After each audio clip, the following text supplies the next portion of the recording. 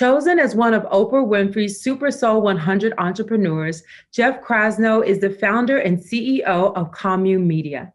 Known as the MasterClass of Wellness, Commune offers in-depth courses and a popular podcast hosted by Jeff himself, featuring long-form interviews from well-being leaders from Deepak Chopra to Russell Brand. Jeff is also the creator of Wanderlust, a global series of wellness events. He pens a weekly essay exploring spirituality, culture, and politics that is distributed to over 1 million people.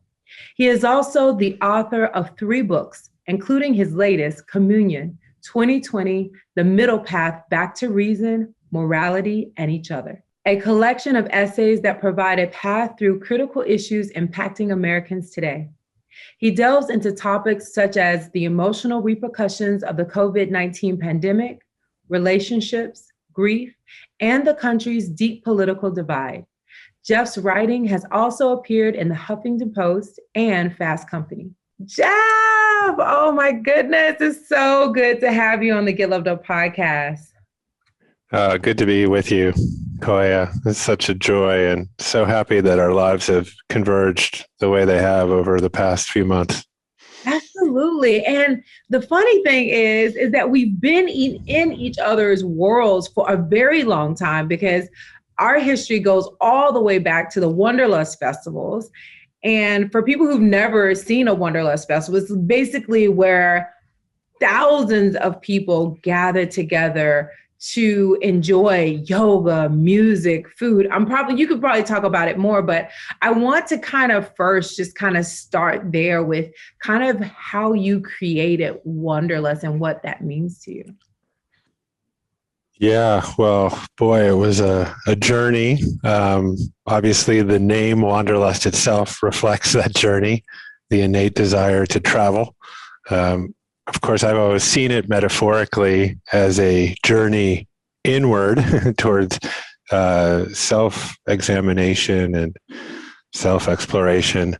But really, the genesis for the idea came from my wife, which is a consistent theme in my relationship that's been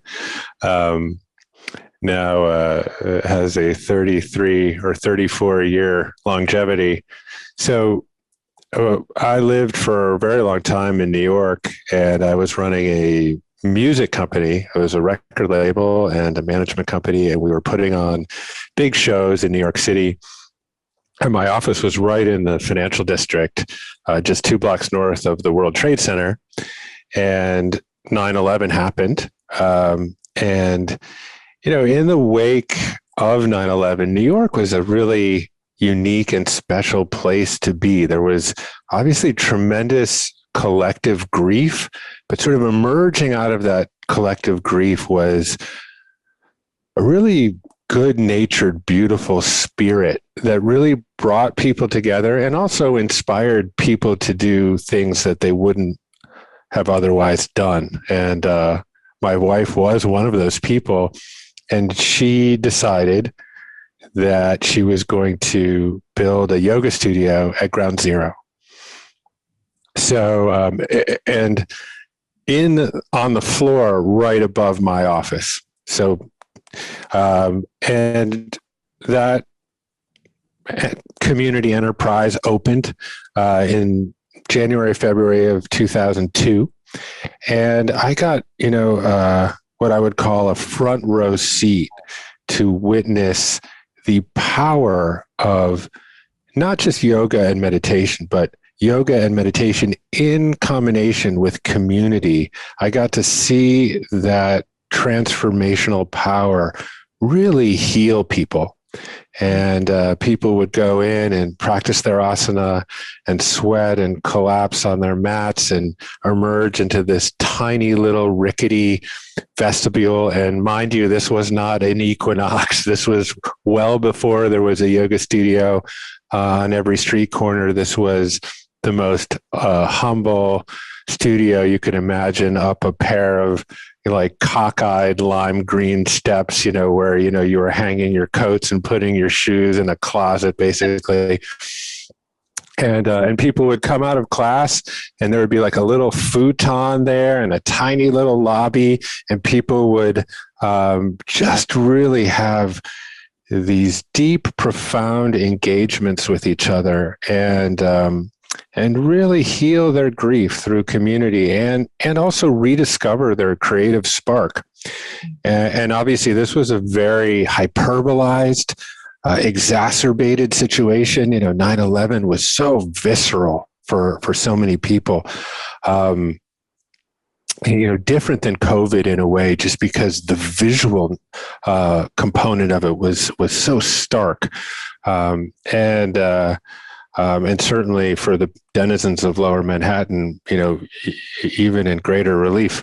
So just being a fly on the wall and watching that phenomenon happen really bent the arc of my personal and professional life. And I was like, okay, well, I know I love music. I've spent my whole life playing music and producing music and making large scale music events happen. But this is really calling me on a soul level. So how do I Reese's Peanut Butter Cup that situation? And so, Skylar put her chocolate in my peanut butter. That sounds a little gross, but I think you know what I mean. And peanut butter is actually delicious. Yeah, I mean, it's still my favorite ice cream. And yeah, we conjured this idea, this notion of wanderlust. And over the next few years, before we actually put a stake in the ground, Skylar started leading retreats to Costa Rica, and I would bump along in the name of yoga on little puddle jumpers and in the back of trucks, out to the Osa Peninsula, right where the rainforest meets the beach there. It has a lovely little break, and you'd be out there with 30 or 35 people just kind of in their prime of their creativity, waking up, with the sun, meditating, doing yoga, eating good local food, but, it's just the food that was growing there. And then at night, playing music and storytelling and having a glass of wine or two, and, random hookups happening in the bushes or whatever. So it wasn't this sanctimonious, yoga conference. It was really vital, and this was kind of the germinating point for Wanderlust. And I was like, God, this community is really making these active choices to live in their best self, and it's also really fun and joyous, and not completely monastic. It was the middle path, somewhere between asceticism and sensual pleasure. So, in the rainforest of Costa Rica, I kind of conjured this notion of like, could we make the biggest yoga retreat in the world? And if we were going to do that, what would that look like? And so I started to key in on ski resorts in North America in the summer, because there were these were these places of epic natural beauty. You'd just drive up to them, and you had people at hello. They're just so epic, with hiking trails and snow-fed lakes and ponds, and just like incredible places. And they were absolutely empty in the summer, and there was tons of infrastructure there, hotels and bed base, and food and beverage infrastructure, and boring things but very necessary things like forklifts and operations staff. And so I went out and just did a whole bunch of deals with ski resorts, and they were over the moon to have us. And this was really in 2009 when we did our first event. So they were really just kind of coming out of the recession. And it was a really great way for us to get established. And then, yeah, the rest of it was really, to be honest, really a lot of fun because, it gave me the opportunity to reach out to so many brilliant authors and thought leaders and teachers like yourself and forge these incredible relationships and bring all these teachers, these dispensers of wisdom, all into one place for 3 or 4 immersive days. And that collective power drew 3,000, 4,000, 5,000 people. I mean, we did hit it at a fortunate moment, there was a good amount of luck in the timing. And yeah, I mean, and then it turned out to be just, I don't know, the most amazing ride of my life for 10 years. I had very young children, 3 daughters, and my wife and I and our 3 daughters, we focused our entire lives really around traveling. We were like a traveling circus, modern version, going to all of these really amazing locations and organizing these really large scale events that fostered a tremendous amount of community.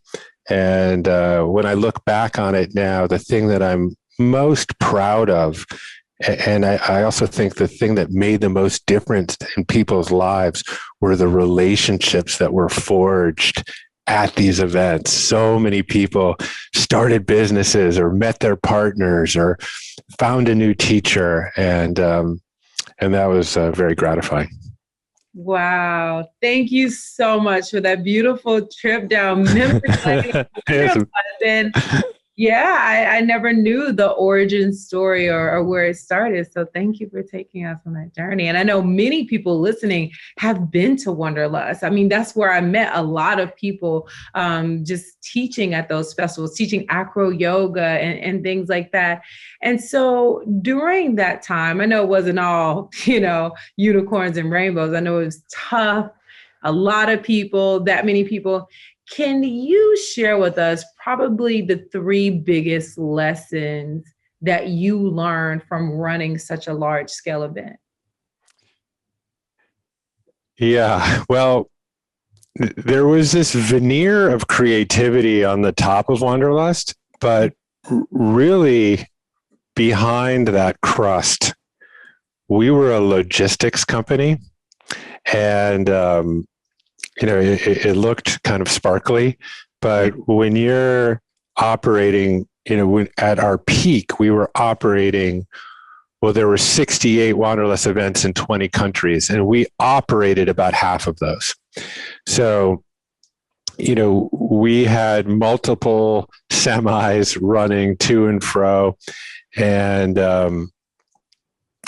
in a way, one of the biggest lessons that I learned was that scale is not always the most important thing. I was extremely growth minded at that time in my life.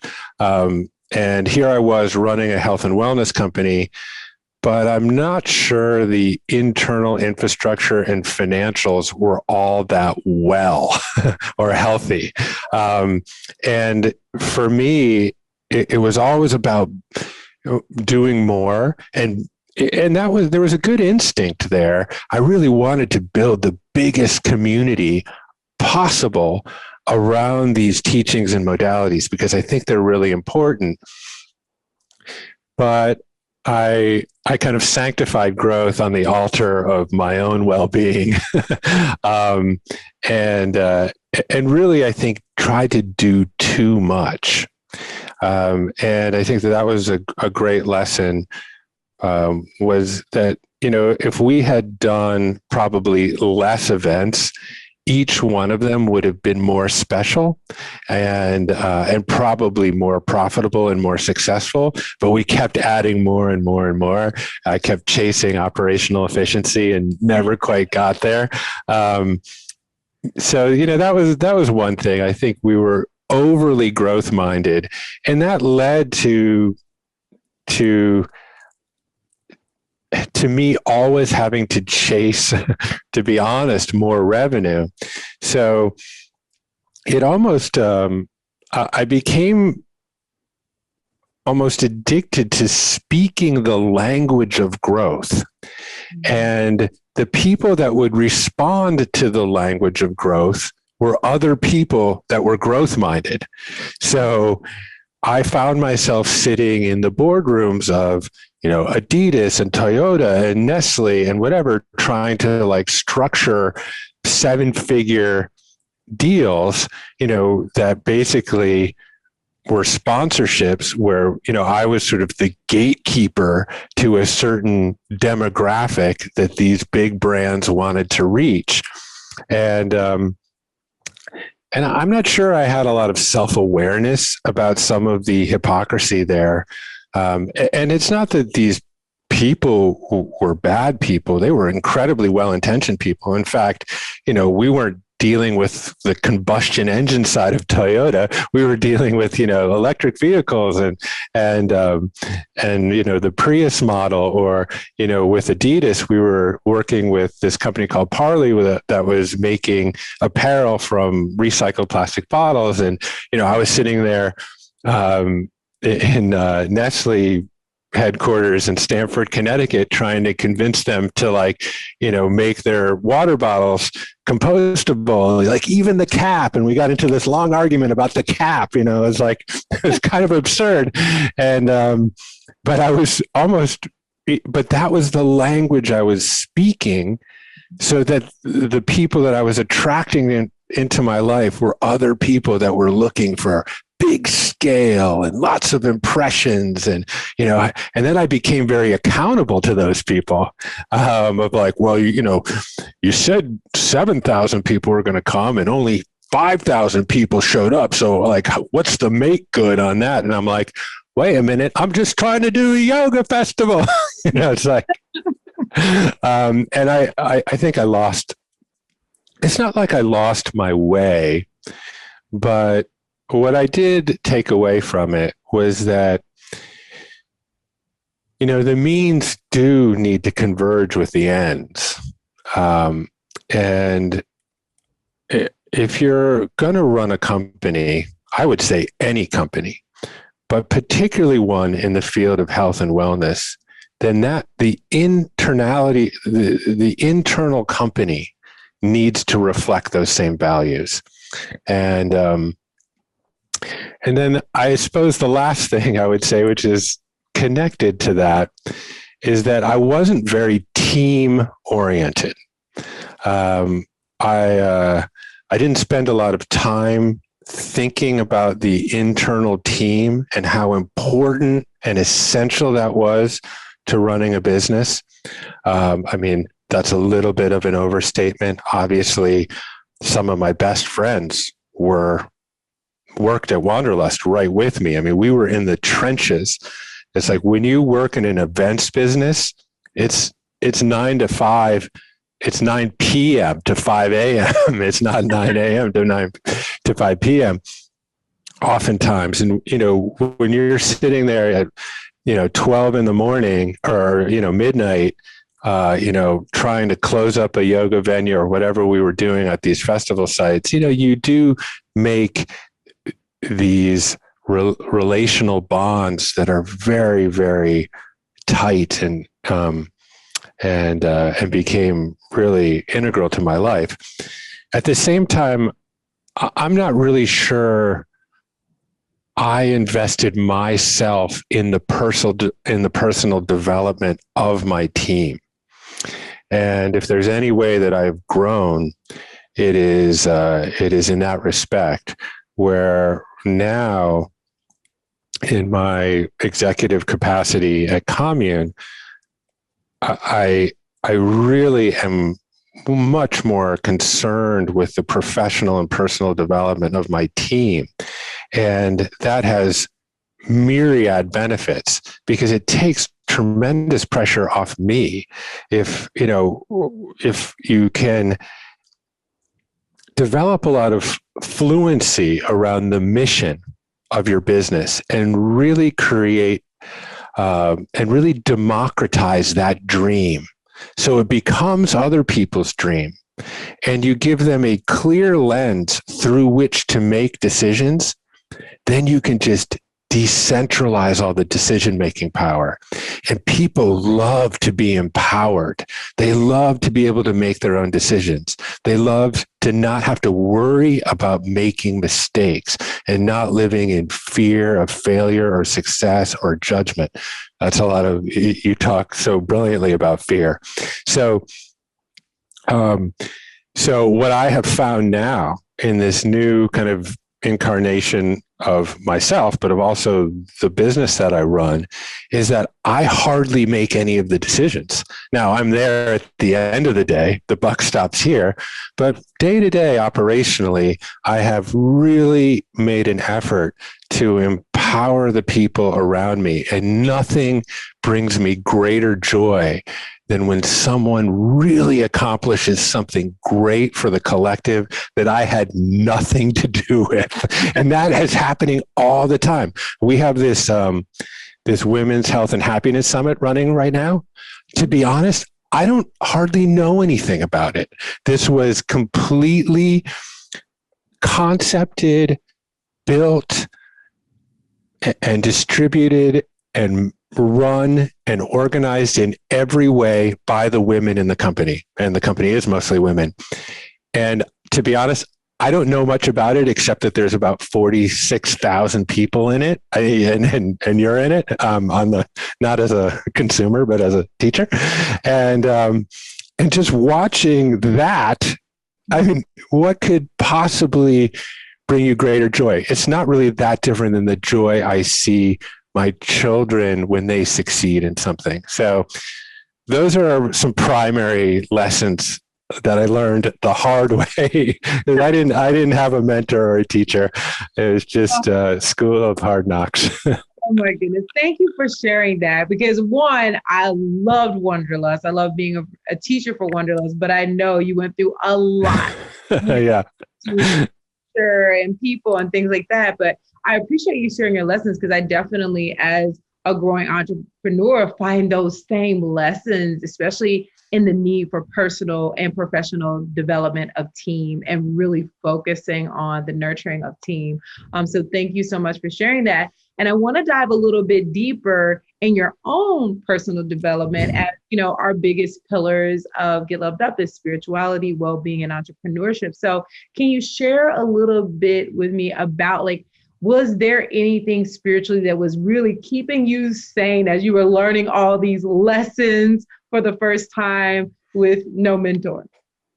Yeah. Well, I didn't really have business mentors, but I did have spiritual mentors. And I would say the first one for me was Wayne Dyer. And I guess let me just preface by saying, if running Wanderlust didn't provide me with a plethora of spiritual teachers, then I would have been, the most ridiculous human being on the face of the planet. So Wayne Dyer did come to Wanderlust in 2012, and I got to meet him, and I would categorize him as my first spiritual teacher. I had a moment meeting him that made a significant impression on me, even though it was very, very brief. He was kind of a big bear, loving, warm bear of a guy. And I know that you have a connection with him through Hay House. And he was very affiliated with Hay House and Reed and Louise Hay, et cetera. And he came to Wanderlust under the auspices of Hay House. I had done a partnership with Hay House that brought Wayne and Marianne Williamson at that point, who I had never met, who also became a very, very close friend, still is, and mentor. But Wayne, when I met him backstage, I have these little tiny, delicate piano hands, and he has these like catcher mitt gloves of a hand, and he just came over to me, and almost like I felt like I was being enveloped by him. And he took my little tiny, delicate hand into his, and he kind of bent over and whispered in my ear, and he said, "Be ready and stay close to the work." And as I learned more about Wayne, he really lived that ethos. You know, he was obviously well celebrated and traveled all over the world to kind of high profile conferences, and there would be dinners and galas, and he never went to any of that stuff. He was always in the hotel room, reading, writing, meditating, and that message really stayed with me, because as I evolved as a human, I became less concerned with, I suppose, the ego, less concerned with what other people thought of me, or basing my identity in my societal position, or what I had, or what my resume was, or what I didn't have. And I became more concerned with staying close to the work. And Wayne said he has another wonderful quote that, has stayed in my metaphorical kind of shirt pocket, which is, the angels you wish to attract into your life will appear when they recognize themselves in you. Ooh, that's a good one. That's a great one. The angels you wish to attract into your life will appear when they recognize themselves in you. So just to merge those ideas together, if you stay close to the work, if you're really dedicated to the inner work, to self-examination, to self-criticism, to meditation, or whatever your practice happens to be, but oftentimes it revolves around a rigorous examination of your own mind, such that you have a greater realization of your non-self, if you will. And the more time you spend cultivating that space, the more others in your orbit will recognize that effort.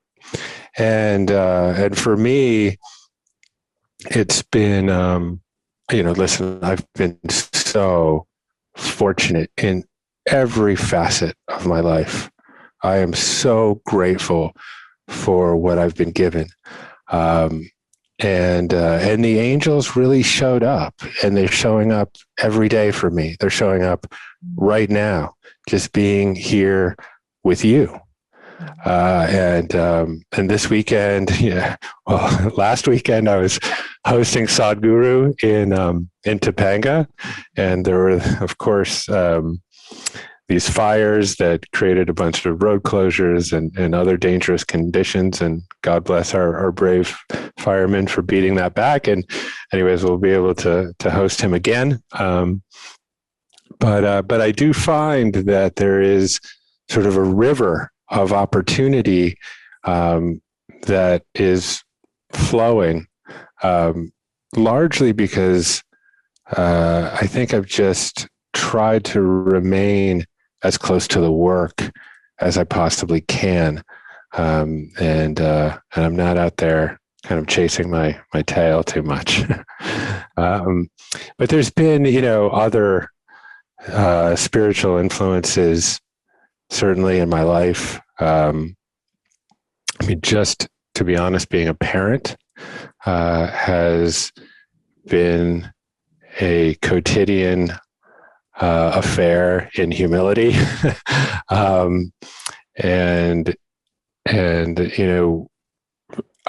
There's other ways to find capital L love outside of parenthood. but parenthood has some utility to forcing yourself out of the nucleus of your own life, and you become an electron, kind of almost in the outer shell of your own life, looking in.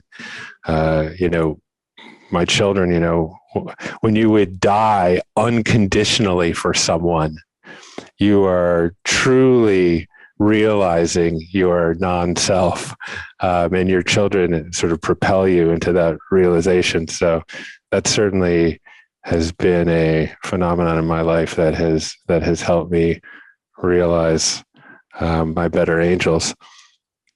And then, Marianne, who I mentioned before, was really useful in helping me see the connection between my own spiritual journey and the world around me, particularly the socio-political world, and how there really isn't much difference between personal well-being and societal well-being.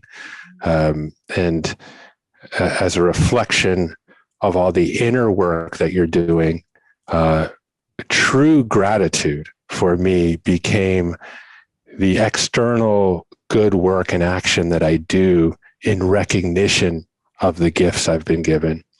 And for me, that's been an exercise in trying to better understand some of our political landscape and some of the social issues that seem to be pretty prescient right now. Absolutely. And I love Marianne Williamson and Wayne Dyer. Both were two of my spiritual leaders as well. So I definitely feel like they are highly sought after in the spiritual world. But what I like about both of them is just their practicality and how they really break it down and make it simple for people. It's your time to step into your full power and potential. Are you tired of playing small and ready to make a big difference in the world? If your answer is yes, then the Wellness Entrepreneur Mastermind is for you. This mastermind will give you all the tools you need to turn your passion into purpose and live from a space of abundance as you let go of your limiting beliefs and negative self-talk. We coach you to thrive 1 week at a time, one goal at a time. We teach you what's working right now and what's not, so you can position yourself as a community leader and create real change in the world. If you're ready to level up and stand in your power, then go to koyawebb.com/mastermind to join our next group of wellness entrepreneurs.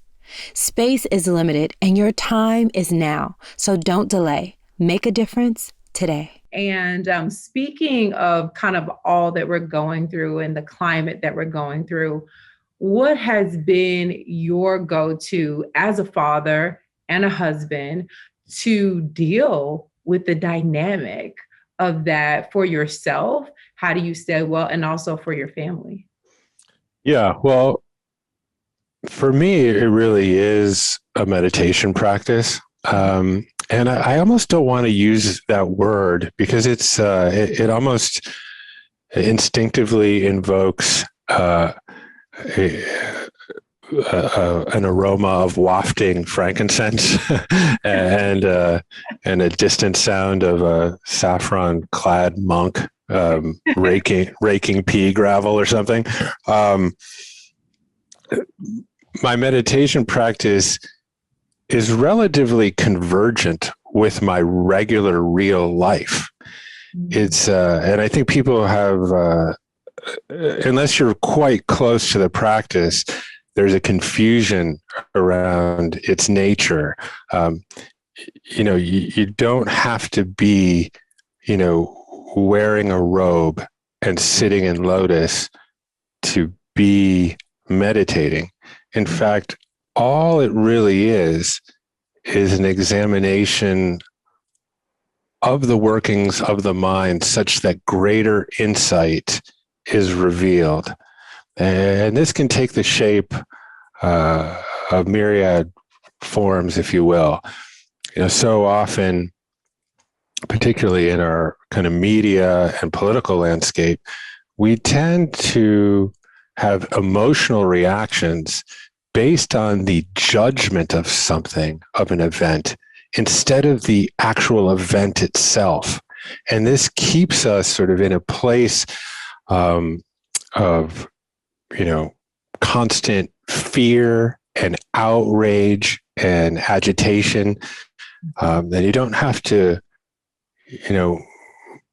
move your head far to witness the kind of endless vitriol, particularly on social media, that gets hurled about around social and political issues, where people are consistently dehumanized. I mean, we're just simply not debating ideas. We're debasing people.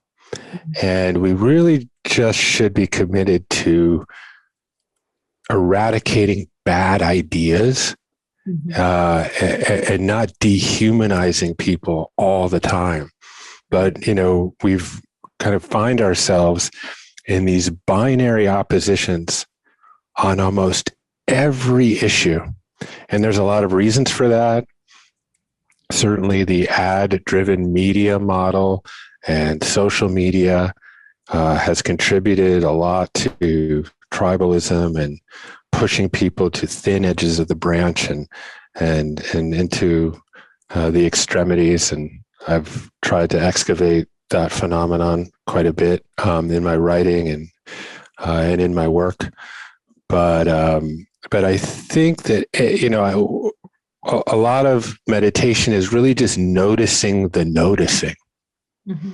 Is that for me, I can notice thoughts and emotions and sensations arise in consciousness and witness them as transitory phenomenon, and be able to name it, of like, oh, wait a minute, that sensation in my body right now has the signature of outrage. Why am I feeling outraged right now? What just happened? What just triggered that response? Oh, that was a reaction to my judgment of that particular editorial that I just saw on my phone or whatever in my feed.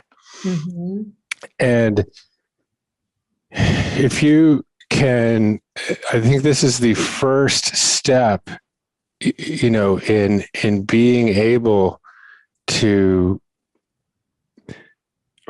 recognize when you are being hijacked by your amygdala, and when, fear, as we've discussed, and to some degree, anger can be very useful in a whole variety of situations.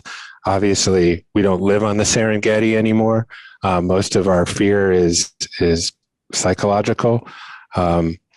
Anger can sometimes be channeled into positive action, certainly around social justice, but in other ways too. But to live in a place of constant fight or flight, or cortisol infusion, or the sympathetic nervous system, is not a long-term profitable way to live. We need tools to bring us back into our parasympathetic nervous system, where we can really employ reason and discernment and rational examination of scenario.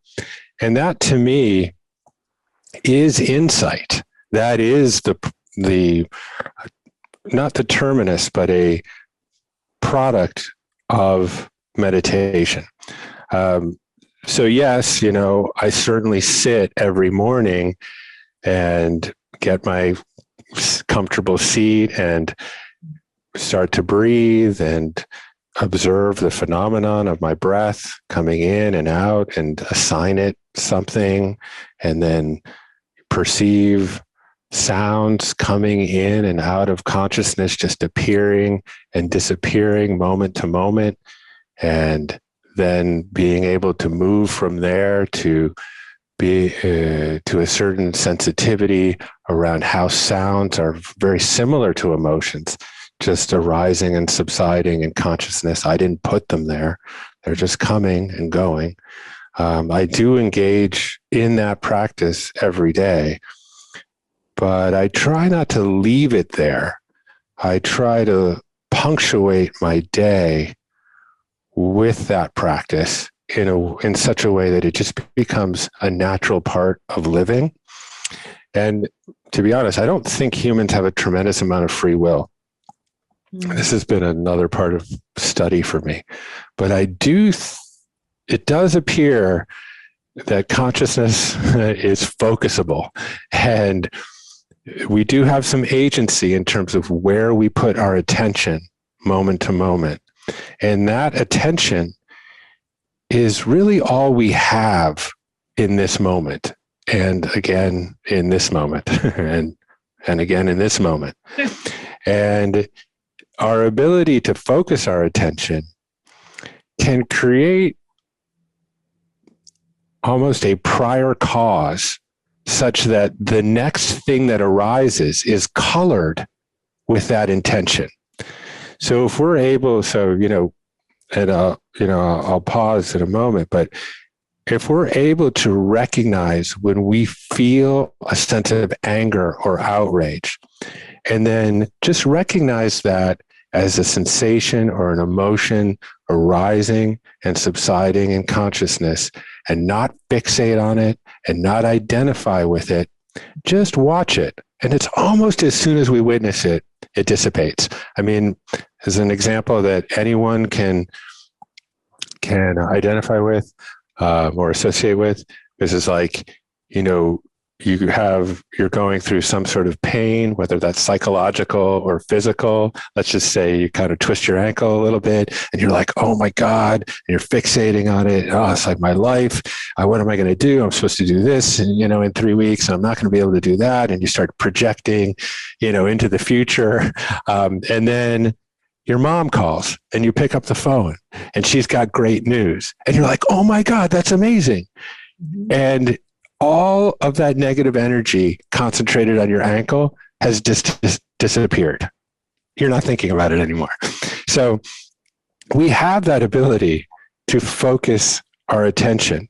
And that just might be the most important skill we can cultivate, because I think it can lead to a life certainly of reduced suffering, and hopefully to a life where the true nature of things is more greatly unveiled. I absolutely love that. Thank you for sharing. I don't ever have to apologize for going long, because I think it's important, like you said, to really understand that we are not our feelings and we are not our thoughts. And they can be that, my philosophy, fear is feedback, pain is feedback, all these things. And I feel that I love the way you are able to follow it and say, okay, what is this showing me? What is it teaching me? And I feel like the more that we do that, even when you talk about those bigger issues, the more that we start talking about this as communities, having these conversations around, okay, what are these feelings and emotions telling us, the more we can really come together to work things out. So speaking of coming together, speaking of that commune, let's get a little bit into the entrepreneurship and really your mission in life right now. Yeah, so commune really kind of emerged on the backside of Wanderlust. Wanderlust in a way had, I basically accomplished, I think, everything that there was to accomplish with it. And there were other elements involved. We had private equity partners and they needed their liquidity, and that forced us into different things. And we could save that for another moment. But it became clear that the next chapter of my life was before me, and I had to really meditate on what that was going to be. And I really wanted to be able to democratize access to a lot of these modalities and teachings that I felt were so critical, both to personal wellness and societal well-being. And I felt that being able to provide these teachings and amplify them digitally just gave them more scale. Wanderlust was incredibly successful at bringing people together in real life, and that is critical. But it did require significant resources and time, and I became very enamored with the notion that anyone with an internet connection could learn how to meditate, or could learn yoga, or could learn how to breathe. So that was really one of the driving visions for Commune, was really trying to expand access to these modalities that, have often been reserved for the affluent, or often been seen as somewhat effete and coastal and not really accessible to the people that might actually need them the most. So that was really one of the guiding principles. And then I was lucky enough to meet Oprah, and you mentioned that in the opening. I'm always a little bashful about being included on this list of SuperSoul 100. So I often refer to myself as number 99, but there were no numbers given, but given who else is on that list, I barely deserve to be on it. But it did give me a little bit of access to her. And I don't want to exaggerate that access, but there was a moment where, I had been very aware of the work that she had done with Deepak Chopra. And she was sitting at this small table, and I believe I said to her, I think that you and Deepak should get married. And she looked at me. She's like, I'm already married. Like, who are you? And I was like, but then you could be Oprah Chopra. And she thought that was just dad jokey enough to give me the time of day. And from there, I sort of pitched her this idea of you've done all these meditation challenges with Deepak that have enrolled hundreds of thousands of people into the practice of meditation. How would you feel about doing something like that with yoga? And sort of a pained look came across her face. She's like, Jeff, this body was not made for yoga. And I'm like, come on, and I'm like, listen, yoga doesn't have to be popping up into a handstand on a whim. We don't have to associate it with calisthenic asana. There's all these different components to yoga, and I think it's such a valuable tool. So would you be interested in partnering on such a project? And she said yes, and this was very generous, and she gave me access to a lot of brilliant people on her team that were kind of spoon-fed me a model for really enrolling a tremendous amount of people into some of these programs. And I really leveraged that model. I kind of beta tested a project with Skylar, my wife, who's a yoga teacher, and that was very successful. And I said, okay, well, I think there's a model here for really being able to scale these teachings and, I guess, become the master class for well-being, if you will. And yeah, so it's been really just a lot of fun, super gratifying, both professionally and spiritually and personally, to work with all of these amazing teachers over the last 3 years, from Deepak to Marianne Williamson to Russell Brand and Wim Hof and you and Reverend Beckwith and, oh God, just so many folks, pretty much everyone who's influenced me in some way or another. But also doing courses on implicit bias, on leadership, on civics, on how to run for office.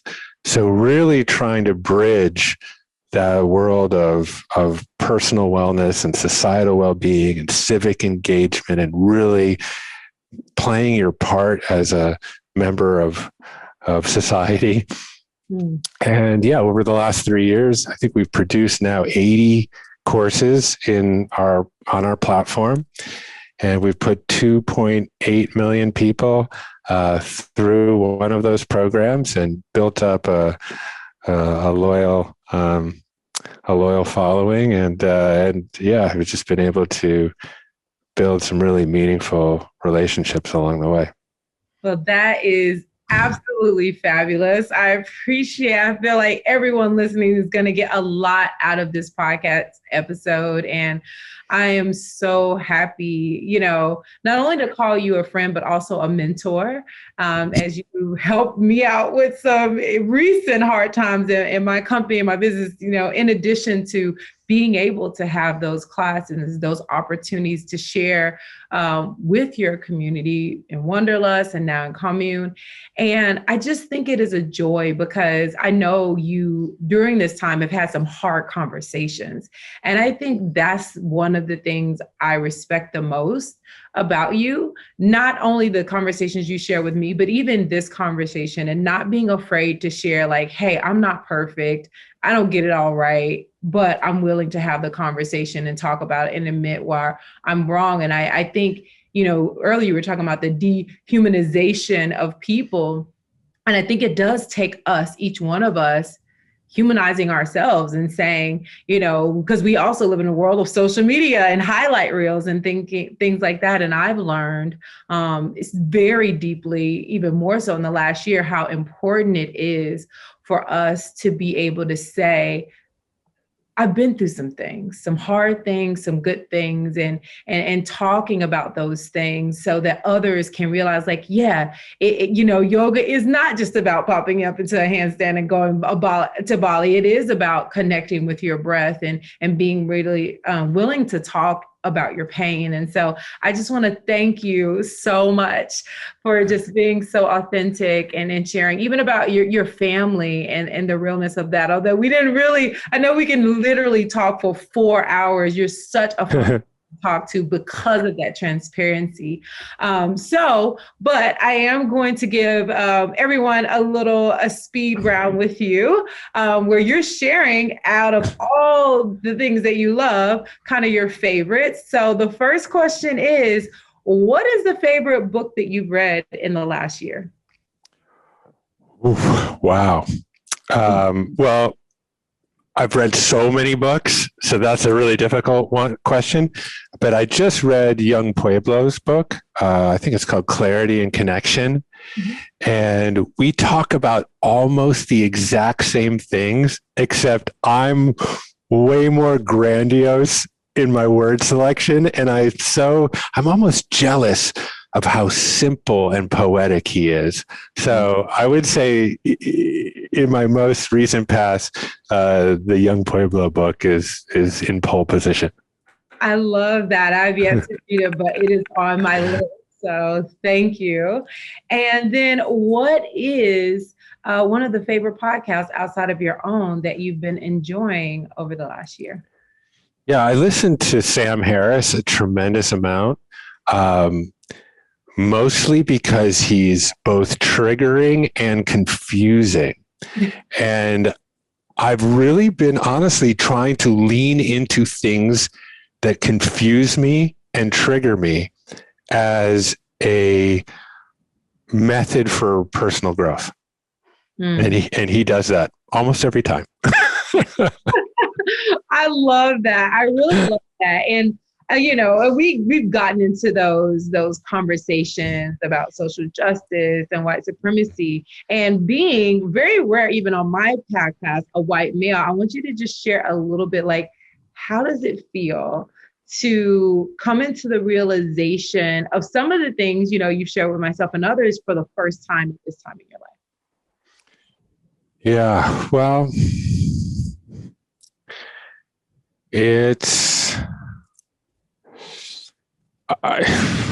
to not grow during this time is really just not to be trying. I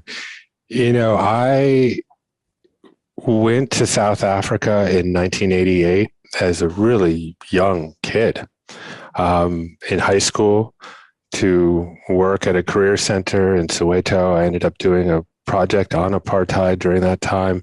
I then went on to university and studied American history with a focus on race relations. But I will say, despite all of that experience and education, I learned more autodidactically during the summer of 2020 about race and the history of race and the history of police and the history of the use of deadly force, and the state of various inequities and the systems that produce those inequities, and the media that then editorializes around that and again pits us against each other.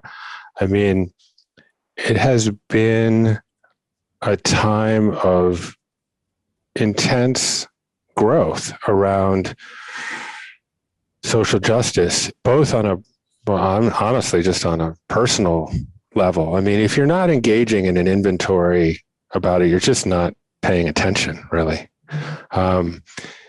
And the more that you're intellectually honest about that inquiry, oftentimes it feels very confusing. But if you are dedicated to pushing through that confusion, again, I think all that you're doing is unveiling what is already true. And this is why I don't really see my meditation practice as any different into a rigorous inquiry on racism and social justice. It's not really that different. It's just a sincere and rigorous inventory into the nature of things and realities. And oftentimes that's really hard, and it's really hard to feel complicit in certain things. It's really hard to not want to be silent. And then also understand when is the appropriate time to listen and when silence is complicity. And we're all walking that tightrope, and it's, what I really wish is that there wasn't a third rail underneath that tightrope, that we, like you and I, have been able to have some gritty, honest conversations about these issues. And on some level, like, that's the only thing that stands between us and the world that we envision are these conversations. So we have to be able to have them, and there's every reason to care. Yes. That is so beautifully said. And I appreciate you again, just in my life. Your words, your love, your support is just like absolutely phenomenal. So thank you from the bottom of my heart for just pouring into me as a person, supporting me not only with your communities that you've built wonderfully, but also with your love and your friendship. I really appreciate you. Thanks. It really means the world to me to build a friendship with people that are so spectacular and so inspirational, so dedicated to the work. So I'm particularly grateful for you. Thank you. And I think one time we were talking about just how different we are and how different people, and you usually try to find in your tribe the people that are just like you. And I look that we have in common that we're not only just looking for people just like us, we also want to have conversation with people that have different thoughts and different opinions and look differently because, again, as you said, that is how we grow. Yeah. If you can't be wrong, how are you going to grow? Right? Yeah. It's like, if you're right about everything, then you've reached the terminus. There's no more room. So, I'm willing to be wrong, and I am virtually every day for the betterment of society. Right. And the betterment because when you look at someone else's perspective, it's just different. And it's that willingness to, even if you didn't want to pay the card of right or wrong, to be able to acknowledge a perspective different than yours actually exists. And that is to be human, to know that we are all uniquely different. So that is actually the truth, that there is always a reality in every single person's reality that is outside of our own. Yeah. I mean, consciousness is only one's subjective experience of what it is like to be them. Mm-hmm. And I want to be mindful of the parameters of your show here, because I feel like we could probably go on for quite a long time about that. But, true empathy, the donning of someone else's emotional clothing can be so difficult if you feel diametrically opposed from them on a particular political issue, particularly, but any issue. And these are the conversations that I've tried to really lean into, to have those conversations with, to be honest, like rural white Americans who supported Trump. I've had a lot of those conversations over the last year. And because I want to understand, I want to listen to understand, not listen just to respond or react. And, as deranged as I think Trump is, and I don't want to take your podcast in that direction, I have found real compassion for people that received a sense of agency from him, a sense of connection and a sense of community. And it's been really like a personal challenge to get my head around that. But it's also been an opportunity, for growth. And, if we can't find ways to bridge these chasms, then I'm not really sure what the future of society looks like. Mm-hmm. I mean, the greatest achievements that humanity has ever made have been predicated on our ability to cooperate flexibly at scale often. And, you can apply that to the pyramids, or you can apply that to, the building of this great, flawed, messy country. But yeah, I am really committed to those conversations because I feel that having coherence socially is really important to solving problems. So happy to be doing that with you. That's powerful. And I have no context around keeping the questions short at all. I always let people go off. And the last question, if you could wake up tomorrow and this would be Jeff's world, this world that you think could be this amazing place, what would it look like? Ooh. Well, it would certainly be a whole hell of a lot more compassionate. I am a believer in the Enlightenment, or some of the principles of the Enlightenment, where we have developed tools and methods that have been very useful to kind of understanding the world. Ideas of like the scientific method, hypothesis and experiment, observation, reasoning, modification, conclusion, really being able to leverage reason and rational thought in our decision making. And I think the world that I would envision would marry that with universal spiritual truths.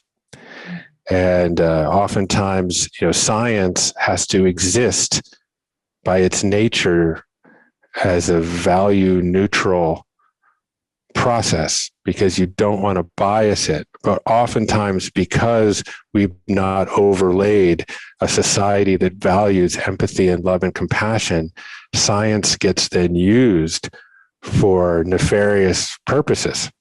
So what I imagine is a new enlightenment that alloys some of these spiritual values and principles that seem to appear over and over again across every religion, and be able to alloy that with reason and rationality and innovation and technology and some of the better things that science and the Enlightenment have given us. I think that's absolutely beautiful, because with spirituality, you actually acknowledge that everything is constantly changing. So once you study and make scientific proof of it, it's actually going to change into something else. So. Yeah. Well, what we need are these flexible and protean methods for understanding the world that constantly ask why, and that can change. I mean, this is, I don't want to go on an indictment of Abrahamic religions right at this juncture, but they seem very ossified and codified. They're not really able to adapt and transform to some of the more modern problems that we have. So I do think that, science is able to recognize that the world changes, and that we constantly need to be in discernment to understand the nature of reality. But oftentimes, in the pursuit of that, some of these principles get lost. And, we're such an individuated culture. And that notion of the individuated self seems to permeate every component of our life, from religion to politics to the economy to even arts, where sort of beauty is in the eye of the beholder. There seems to be kind of relativism everywhere. And I think, we really do need a correction where, yes, transformation and enlightenment has to happen on an individual level, but the terminus of that process is the recognition of connection and interdependence and the non-self. And virtually every mystic and sage, Jesus, Buddha, Muhammad, Gandhi, whatever, they're all prattling on about the same thing, which is nirvana, a realization of the non-self, Brahman, the fact that we are just modifications of a greater self, unity consciousness or Christ consciousness. Every spiritual tradition there seems to be a consilience that's shared there, that seems to like reveal the illusory nature of self, of like that somehow we are this stable, reliable, individualized entity, separate from others, living in this external universe, in competition with each other, separate from nature, separate from the divine, etc.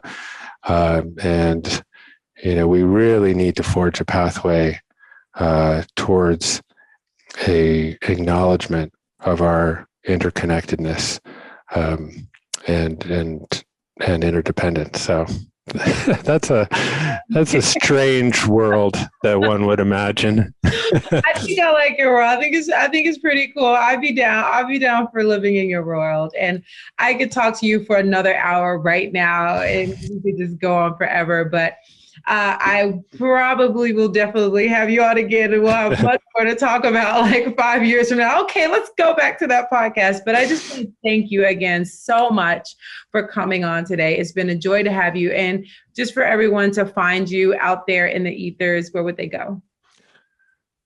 Oh, I rant and rave on Instagram at Jeff Krasno. But really, I think the reflection of my work right now is really within the sphere of Commune. And so go to onecommune.com. I have a podcast there. I write a weekly column that gets proliferated out through our newsletter. And but more importantly, we just are hosting some of the greatest teachers on the platform. And there's so much to learn there. In fact, that's where I go to learn right now. And, and there's a lot of different ways to go. So I did recently a deep dive on regenerative agriculture. Maybe that's the topic of our next podcast. But I certainly appreciate this opportunity as part of the mission to be able to spread some of these teachings. So thanks so much. Thank you so much. And go ahead and check out Jeff at One Commune and on social media. Let us know what you love the most from this podcast. Like, what were your takeaways? There were so many. So just share with us on social media things you didn't agree with. We want to hear that too. So again, thank you so much for listening. If you haven't already, go ahead and drop us a review. Let us know what you like, what you don't like, and just take a screenshot of it and email me, Koya at koyawebb.com. And I got an amazing gift for you. Thank you so much. And until next time, love yourself, love others, and love the world. One day at a time, one breath at a time. Peace and love. I just want to take a moment to say thank you for being part of the Get Loved Up community. I like to share topics and people making a positive impact in the world, and your feedback means the world to me. If you haven't already left a review, please leave a 5-star review and let me know what you want to hear more of on the show. I'm here for you, and together we're making the world a better place, one day at a time, one show at a time. Thank you for listening.